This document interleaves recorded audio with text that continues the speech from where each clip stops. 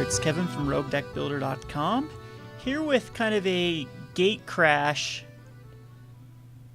preparation deck, I guess is what I'd like to call this.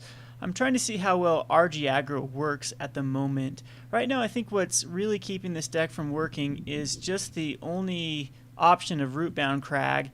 It really puts a damper on the first turn green into a second turn double red with Ash Zealot. Ash Zealot's a card I'd really like to run in this deck, but it's just not feasible with only the Rootbound Crag, meaning it being impossible for me to hit a Dryad Militant into a Ash Zealot.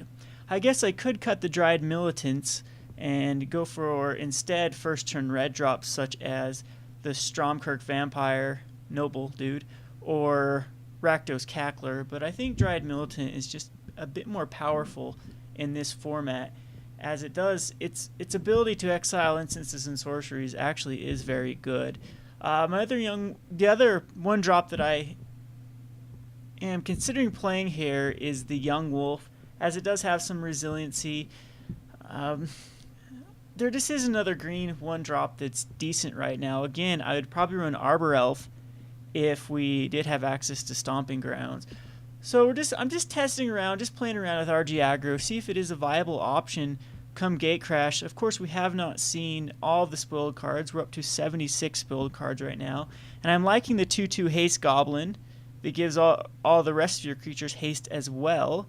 He's a really cool card, which I think will go great in RG Aggro, especially with Huntmaster. I think that's a great little combination there.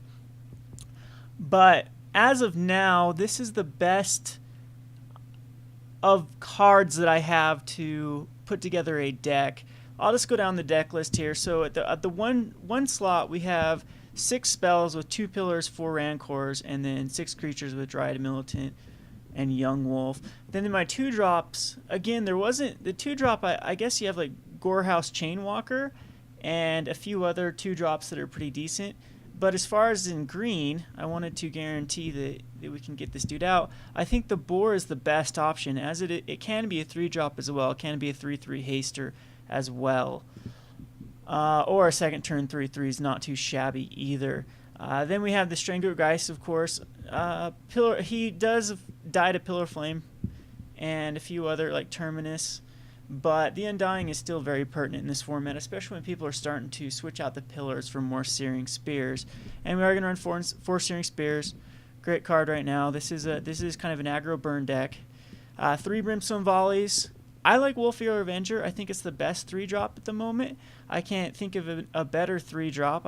Let's see. Red deck wins, runs just Pyreheart Wolf, I believe, in the 3 drop. I guess in my 2 drop, I could think about Lightning Mauler, because the Lightning Mauler bonding with Wolfear Avenger is pretty good. But I love the Regenerate and the Flash on this guy. This deck gives it more of a mid-range feel, especially with the Huntmaster and Hellrider. So fourth turn we're able to, if we have a 1, a 2, a 3, and a 4 drop, still swing in there for quite a bit of damage. I don't know how this stacks up versus Red Deck Wins. I don't know what the advantages of this deck would be over Red Deck Wins.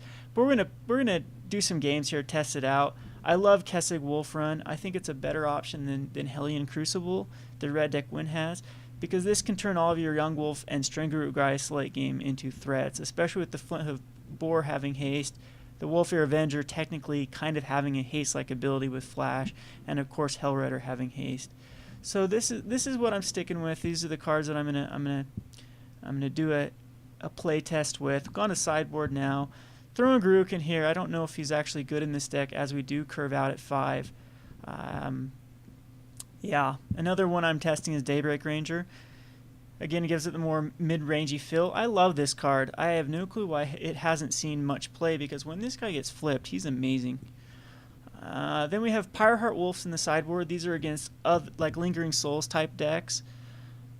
I guess I could make the argument for running the Champion of Lampholt for Lingering Souls, because you could play Champion of Lampholt 3rd, 4th turn into a Huntmaster, make it a 3/3 and swing, and then they can't block with any of their chump blockers. They can't even block with even say like a Rock's Faithmender. So Champion of Lampholt definitely is an option. I'll test around with it, and it does go with the triple green as well. But Pyrohot Wolf is very good in this format, as I said, with all the chump blockers. Helps us get in there for that last bit of damage. Got 2 more Pillar of Flames in the sideboard for the Zombies matchup or any other like Celestia Aggro. 2 Flames of the Blood Hand for those Lingering Souls that are out there, or any other sort of aggro deck where we can 2-for-1 them. Then I've got the combination. Got two Zealous Conscripts and 2 Mark of Mutinies. I prefer Mark of Mutiny as it can go grab their Undying creatures. Say you grab their Messenger, and now their Messenger is not going to be reanimated after it dies. And you could get a swing for 4 with it. That extra point of damage sometimes is a little bit better than the trample damage you get from Trader's Blood. Plus the double red is a bit of an issue, as we are lighter on the red than we are the green. So land, I'm running 22 land. That might be a little too little, I'm not sure. That's what Red Deck Wins usually runs, and it's about the same curve that Red Deck Wins has. So we'll test this out, see how it goes. Again, this is just more testing the water to see how this deck might perform in Gatecrash. We are getting our Fixer. We are also getting some pretty cool cards with Skullcrack and whatnot. But anywho, this is Kevin from RogueDeckBuilder.com. Thanks for watching. We'll have the first games up here shortly.